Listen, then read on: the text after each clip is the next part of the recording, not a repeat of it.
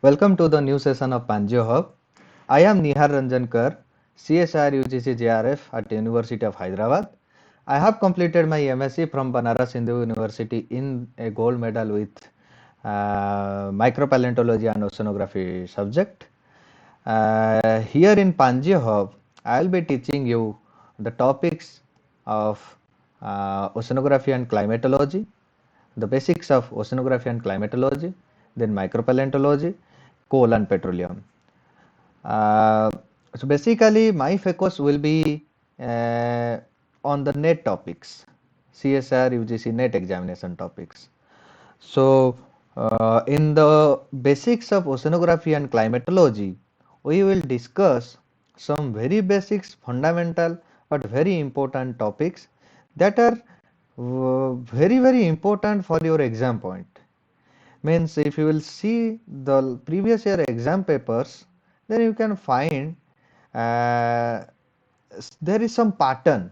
Means there are some particular portions from which the questions are coming.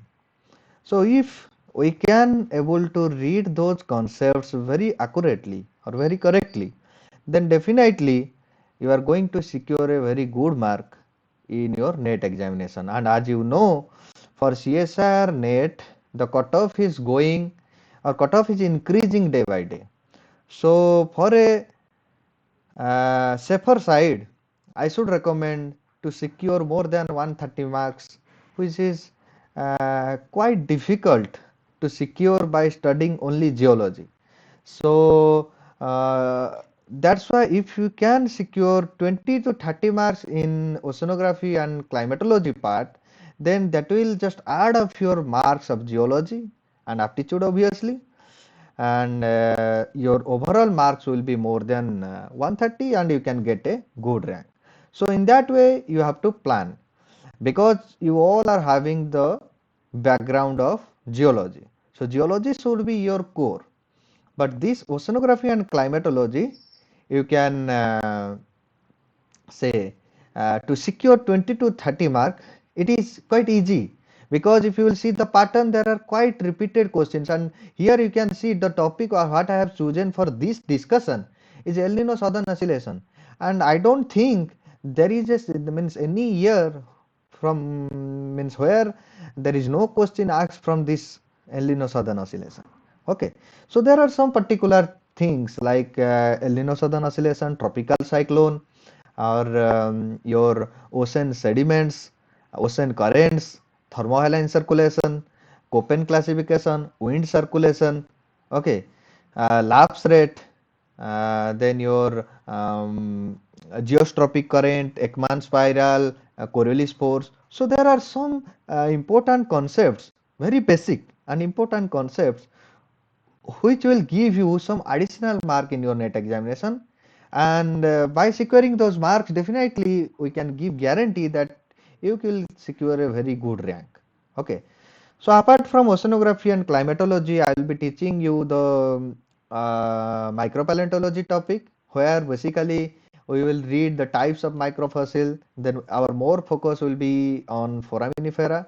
Then we will read the concept of radiolaria, coccolithophore, and diatom, also the pollen grains, all the things. Okay. uh, Apart from that, in the coal petroleum subject we will read the formation of coal. Okay. Then the formation of petroleum, also what is the kerosene, and types of coal. So that this different concept in detailed manner we will study in our coming classes. Okay, so here for the introduction video, I thought to give introduction of El Nino Southern Oscillation, because this is a quite repeated part in your NET examination. Okay, so before starting, I should also congratulate you all. Means last year our students who have secured very good rank, they have performed very well in our last examination. So by seeing their results, also we are thinking this year we are trying to come a little bit stronger in the sense we are trying to build up some 3D models which will boost up your knowledge. Means boost up in the sense by seeing those 3D models, you can able to visualize the things. And the main important part to remember one thing is the visualization. If you can increase your visualization power, then you can able to remember that concept for a longer period of time. Okay, and you will never forget that. That's why we are trying to come with some very good 3D models which will help you. So now I am going to start the topic. Before starting, I'll just put my video off, and we'll start the topic. So El Nino Southern Oscillation. So there are different concepts. Okay, you will find different what you say definition of that. But see here we will discuss the basics. Okay, what is El Nino Southern Oscillation? First of all, why it is Southern Oscillation? You can see here it is written that Southern Oscillation. So what is Southern Oscillation, and why it is Southern Oscillation? As it is occurring in the South Pacific Ocean. What I told? In the South Pacific Ocean. So that's why it is called as Southern Oscillation. That doesn't mean that it is only restricted to the South Pacific Ocean. It has influence on different parts of the world, like uh, it affects the Indian monsoon. Also, it has a relation with the Indian Ocean dipole. But it is occurring for a beginner to start with. It is always recommended to teach or to study from the basics. Okay, that basic is the southern tropical ocean. Okay, tropical Pacific Ocean. So from there it begins. Okay, so okay, so it is a ocean and atmospheric coupled process. Okay, here you can see it is written that it is a ocean and atmospheric coupled process. Okay, then different terminologies are there just for so this is a ocean atmospheric coupled process. Then what is a Walker circulation? The concept is there, that conceptual model with airflow in the tropics in the lower atmosphere. Here the parcels of air flow in a closed circulation in the zonal and vertical direction. Okay, so there these are some basics, you can go through it. I'll just go to the concept. Okay.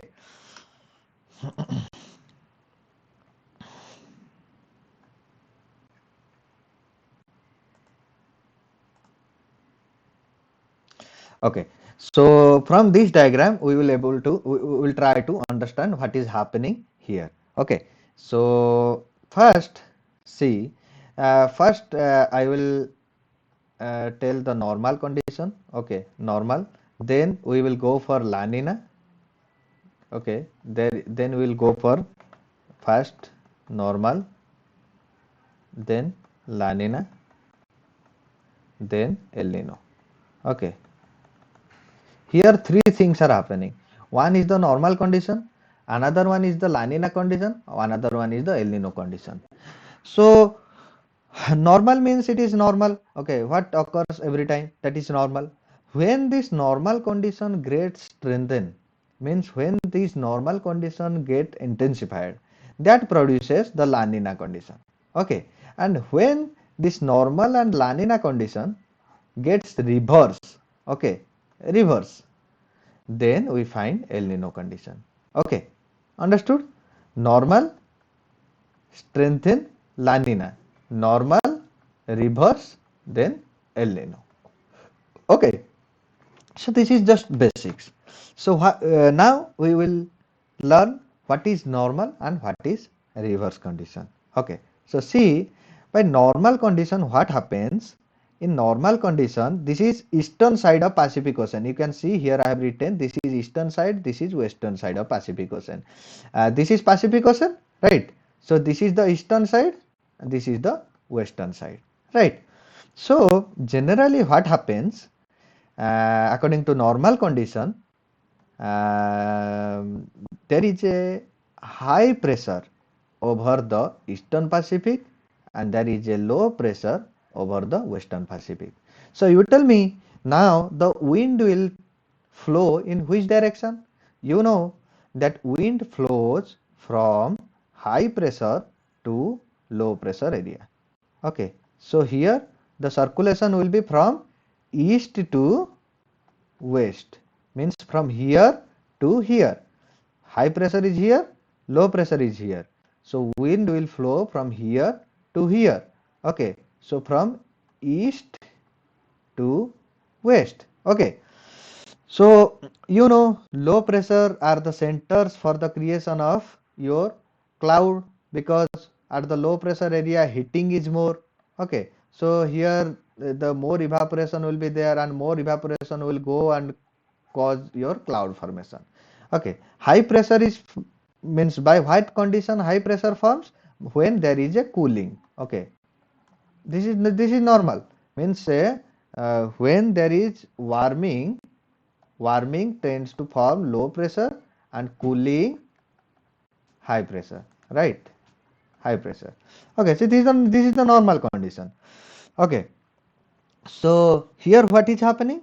In the normal condition, high pressure over the southern America side and low pressure over the Australian side. So wind flows from east to west. Okay, and okay, so as low pressure is here, so more cloud formation occurs here, and as the more cloud formation occurs here, so more rainfall activity occurs here. So this is the normal condition I am talking about. Okay, so what is happening? High pressure here at the eastern Pacific, low pressure here at the western Pacific.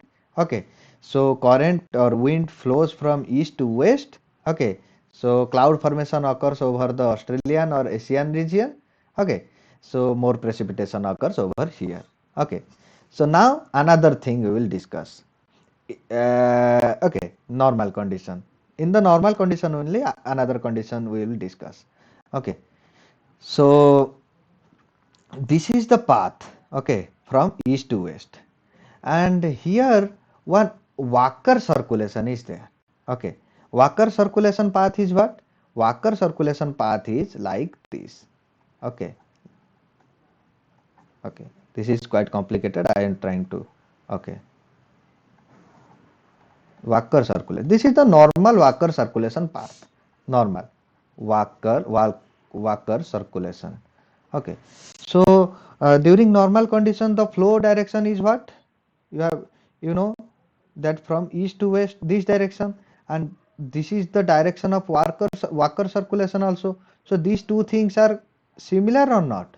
So as these two things are similar, so during the normal condition Walker circulation is strong, because these two things are occurring in one direction. So Walker circulation is strong during normal condition. Remember. Okay. So here first we have discussed about the pressure concept, then we discussed about the Walker circulation. Third thing we will discuss about the thermocline. Thermocline is what? Thermocline, okay. Thermocline is the layer where abrupt change in temperature, okay, abrupt change in temperature. So as you will go from mixed layer to deeper depth, there is a layer, there is a line, not layer, okay, there is a line from where you will find, suppose the temperature is coming like this, then you will find a line where it will be suddenly like this. Okay, understood? So suppose temperature is coming like this, then suddenly it is. So here this line, okay, is called as your thermocline. So in NET examination they ask about the thermocline depth. So in normal condition what happens? The thermocline depth is like this. Okay, sorry. Thermocline depth is like this. Means there is a shallow thermocline at the eastern Pacific and deeper thermocline at the western Pacific. You can ask me why. This is because, see, here in the normal condition what is occurring? More precipitation is occurring, right? So as more precipitation is occurring, the water level is more, right? The water level is more. So as the water level is more, so obviously the thermocline depth will be deeper. Okay, as the water level is more, the thermocline depth will be deeper. So, but here what happens during the normal condition, there is a strong Peruvian current. Peruvian, Peruvian current. This is a cold current. Okay, what cold current does? This generally cold current brings nutrient rich water, nutrient rich water to the surface. Okay, so here what happens during the normal condition, the Peruvian current is stronger. Okay, so as the Peruvian current is stronger, so it causes more upwelling. Okay, this is a cold current, this causes upwelling. Okay, so this causes upwelling, so you find more upwelling. Okay, so due to more upwelling, the thermocline goes little bit shallower. Okay, goes little bit shallower. That's why you find a deeper thermocline here and shallower thermocline here. Okay, so this is the normal condition we have discussed. Again, I am trying to discuss what happens first. Here high pressure, here low pressure. Okay, current or wind flows from high to low pressure, means from east to west.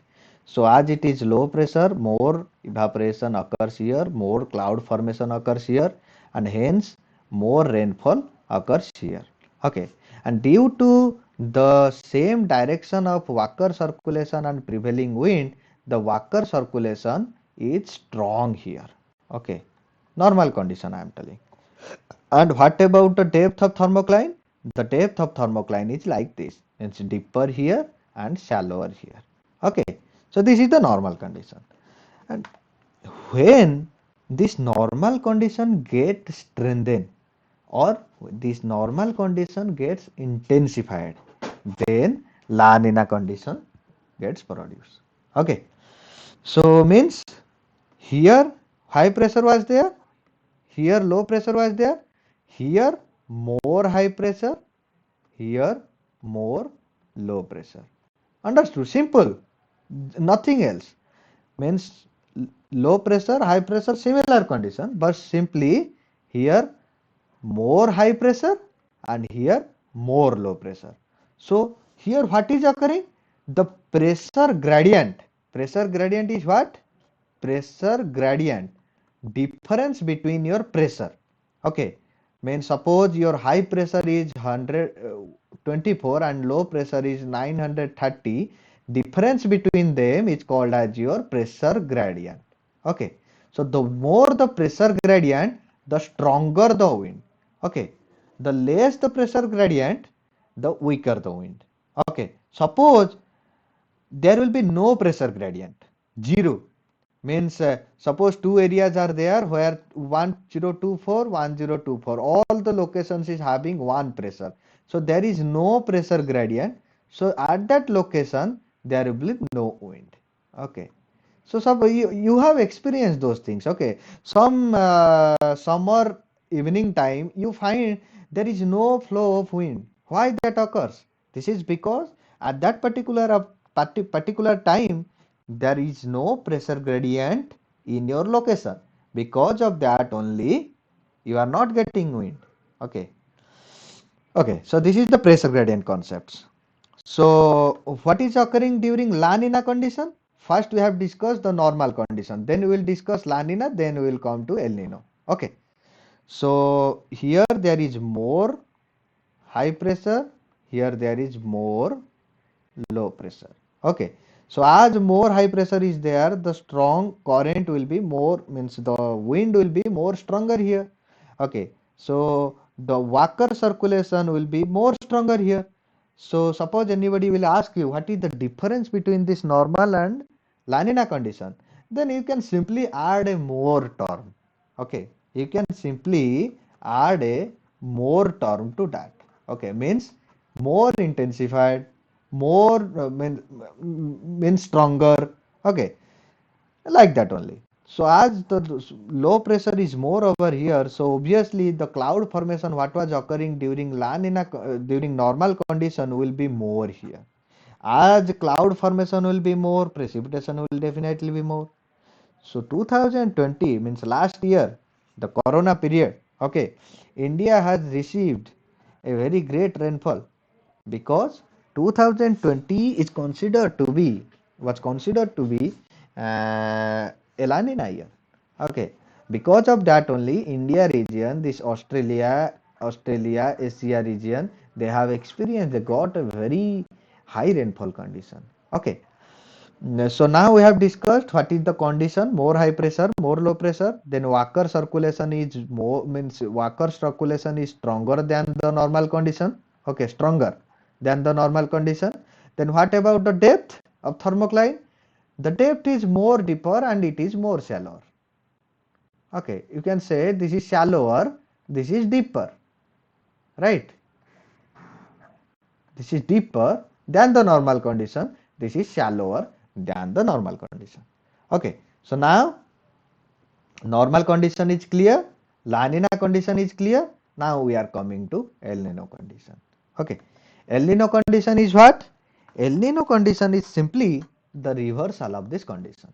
What is reversal? High pressure over the Western Pacific and low pressure over the Eastern Pacific.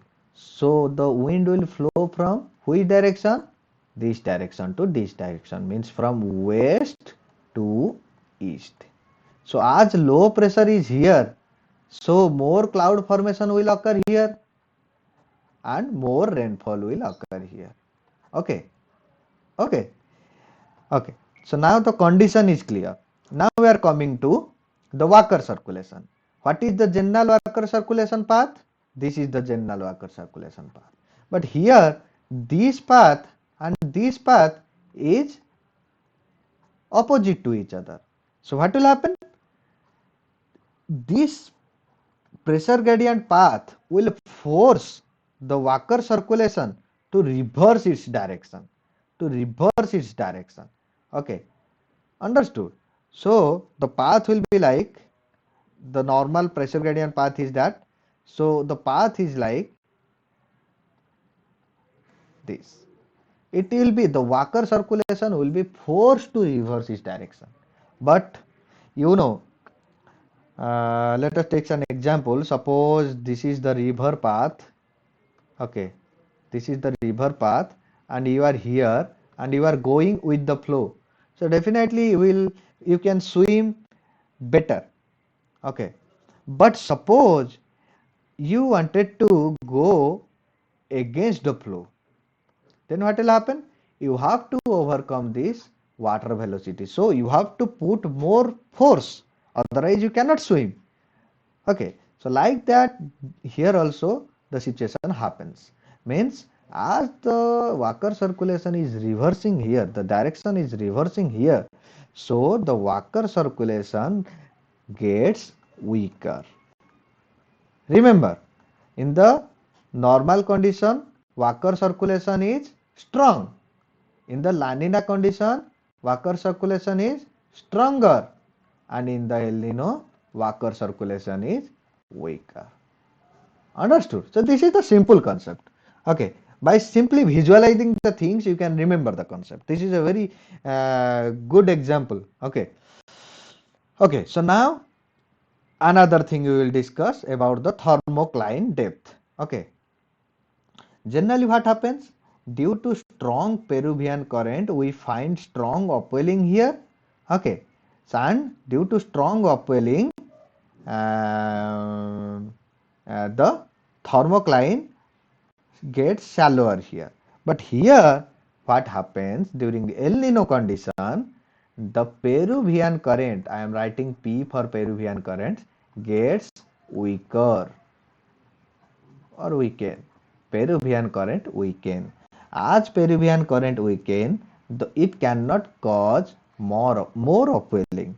As it cannot cause more upwelling, so what happens? And also see, here the upwelling is not more and here the rainfall is more because the low pressure is here during El Nino condition. Okay, here the rainfall is more and upwelling is less. So definitely the thermocline will get deepen. Okay, means it will go to a more depth. Okay, and here what will happen? Here, as there is a high pressure, there is less rainfall. As there is a less rainfall, the thermocline will come up. So during El Nino condition, there is a shallower thermocline at the Western Pacific and uh, deeper thermocline at the Eastern Pacific. Clear? So these are the things what you get in your NET examination. Sometimes they ask what is the thermocline depth during the El Nino condition at the Western Pacific. Sometimes they ask what is the pressure gradient during the El Nino condition. Okay, what is the Walker circulation during El Nino and La Nina? So these are the things. Okay, and El Nino condition, why El Nino is much more giving influence means importance than of La Nina and all, because see this El Nino name came from this area. There is a fishery group. Okay, those people who depend on fishery. Okay, mm, during El Nino year, what happens? Those people get more affected. Why? Because as the Peruvian current gets weaker,